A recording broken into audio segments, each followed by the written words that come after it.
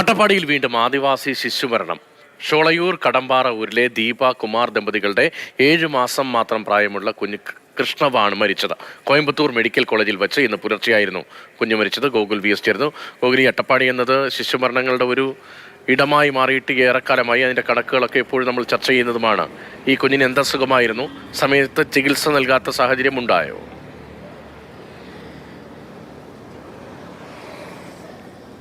അതായത് ന്യൂമോണിയ ബാധിച്ചാണ് ഈ കുഞ്ഞിൻ്റെ മരണമുണ്ടായത്. ഷോളയൂരിലെ ദീപ കുമാർ ദമ്പതികളുടെ 7 മാസം പ്രായമുള്ള കുഞ്ഞാണ് മരണത്തിന് കീഴടങ്ങിയത്.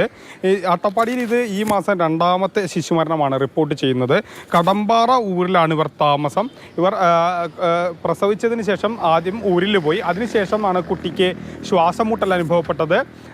ആദ്യം അട്ടപ്പാടിയിലെ തന്നെ ആശുപത്രിയിൽ പ്രവേശിപ്പിച്ചെങ്കിലും അവിടെ നിന്ന് റെഫർ ചെയ്താണ് കോയമ്പത്തൂരിലേക്ക് പോയത്. അവിടെ വച്ചാണ് മരണമുണ്ടായത്.